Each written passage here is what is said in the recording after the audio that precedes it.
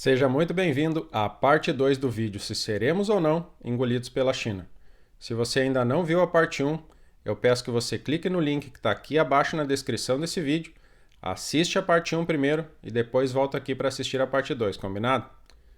E aí, tá curioso para saber o que podemos aprender com a China? Então aguenta aí, que logo depois da vinheta eu tô de volta.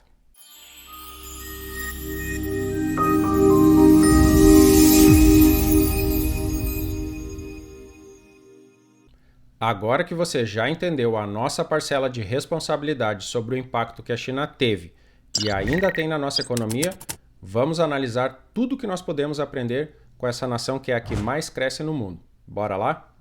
E vamos começar analisando uma pequena diferença cultural, mas que fez muita diferença para o crescimento da China, e é a cultura de adquirir para aprender e replicar versus a cultura de adquirir apenas para utilizar. Sempre foi muito comum no Brasil a aquisição de tecnologias e equipamentos no exterior, apenas para a utilização no comércio nacional. Muito mais comum, em fato, do que investir nas próprias tecnologias desenvolvidas no Brasil. Já na China, o comum era a aquisição de produtos não apenas para a utilização, mas principalmente para aprender a tecnologia, replicá-la e, posteriormente, vender para o resto do mundo. E essa cultura se estendia inclusive para todos os segmentos e todos os setores. Existe inclusive uma história muito curiosa que aconteceu há muitos anos atrás, que a China teria conseguido comprar um submarino de um país de terceiro mundo.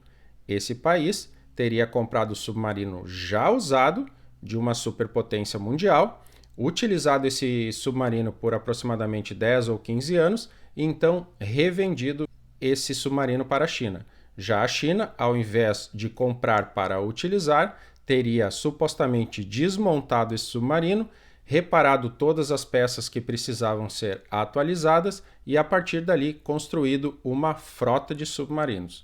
Isso relata e explica muito bem a diferença cultural principal entre as nações.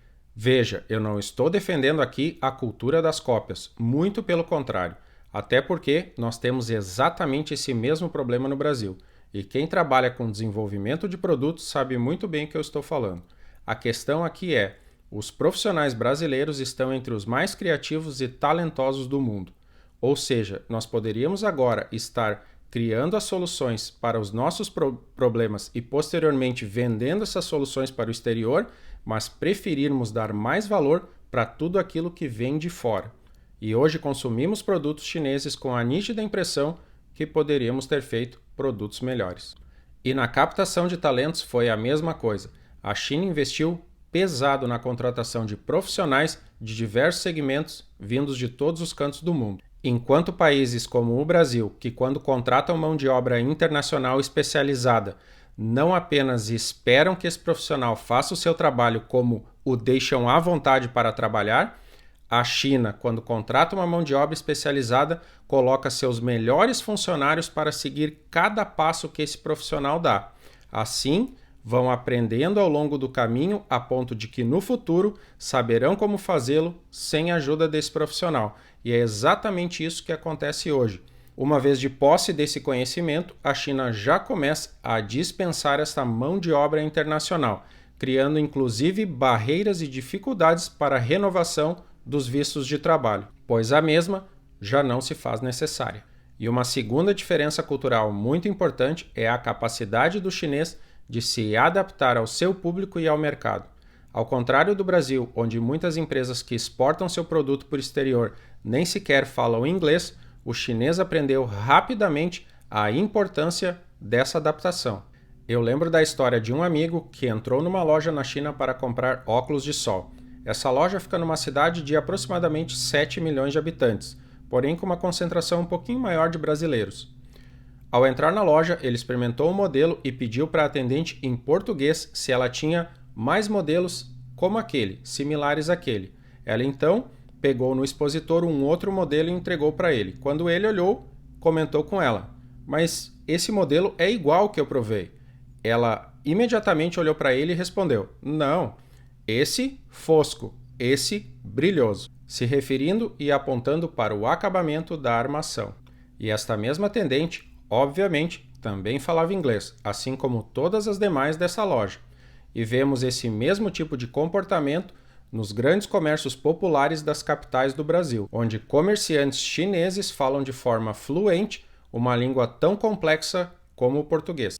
E enquanto nos achamos espertos por estar ensinando o idioma para deixar a nossa vida mais fácil, o povo chinês agradece o aprendizado e utiliza para dominar ainda mais o mercado. E isso nos leva à terceira diferença cultural, igualmente importante e de extrema relevância para o futuro da China e das demais culturas. E eu me refiro ao senso de comunidade e de expansão da presença chinesa ao redor do mundo. Ao contrário da maioria dos brasileiros que, quando vive no exterior, evita uns aos outros, não prestigia seus comércios e vira e mexe ainda tira vantagem dos recém-chegados, o povo chinês tem um senso muito maior de acolhimento e de comunidade. Pense no crescimento das comunidades chinesas como aquele vazamento embaixo da pia. Inicialmente, são apenas algumas gotinhas que você nem percebe. E justamente por não perceber, essas gotinhas criam uma poça e vão aumentando de tamanho. Como você ainda não viu, elas seguem ocupando todos os espaços disponíveis, até que um belo dia você acorda e, para sua surpresa, o seu apartamento todo foi tomado pela água. É comum que as comunidades chinesas cresçam a partir de um ponto e dali vão se expandindo.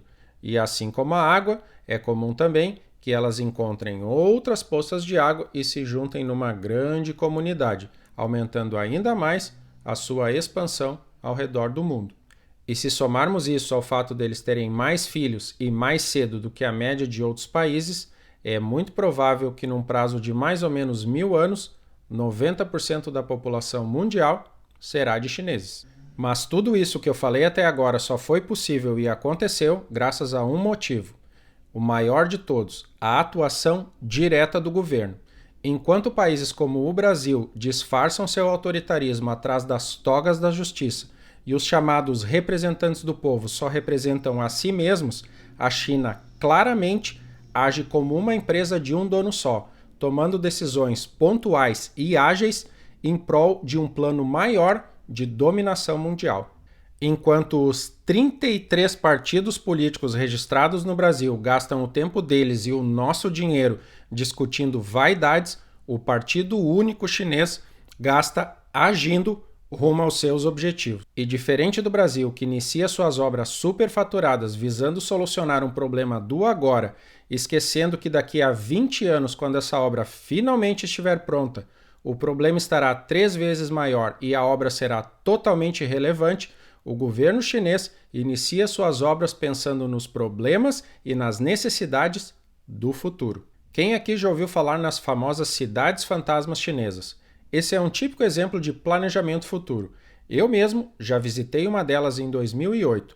Na ocasião, ficou nítido que a cidade estava projetada para aproximadamente 7 ou 8 milhões de pessoas, mas quando eu estive lá, talvez tinha no máximo umas 100 mil. A distância do aeroporto até a cidade, que levava mais ou menos 1 hora, parecia um deserto. Nós éramos praticamente o único carro na estrada. Isso que eu estou falando de uma estrada com 4 pistas numa direção e 4 pistas no sentido oposto.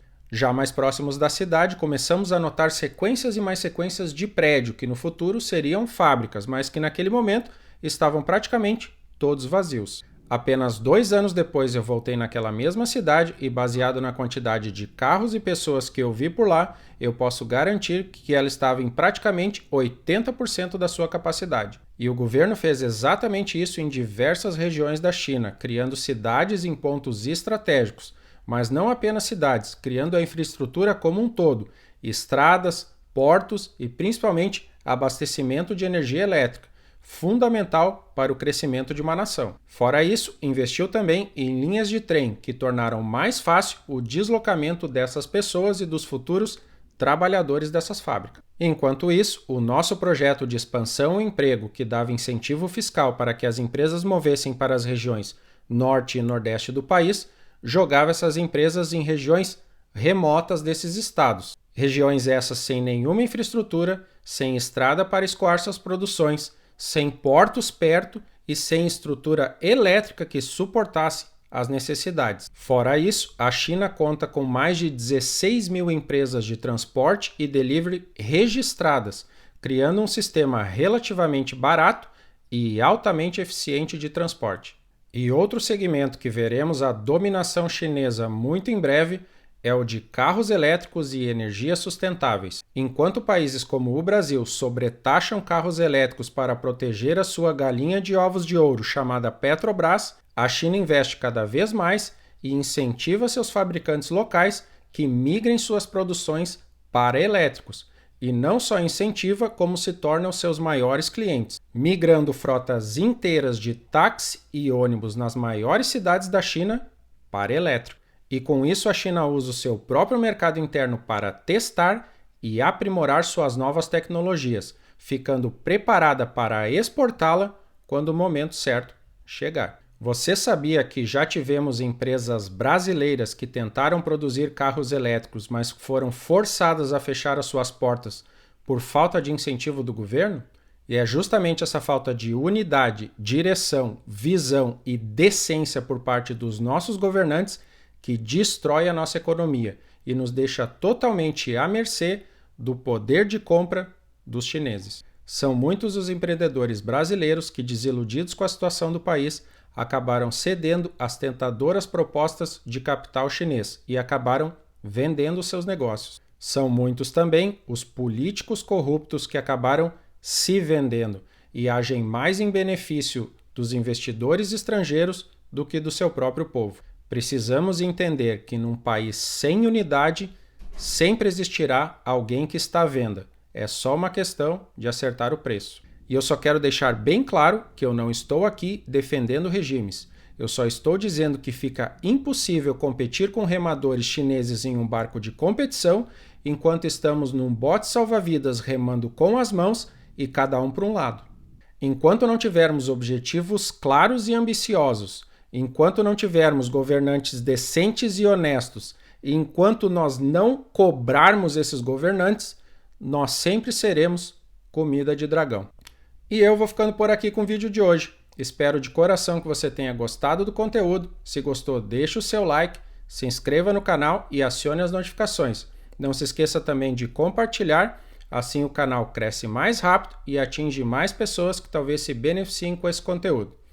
Gratidão pela sua atenção e a gente se vê no próximo vídeo. Até!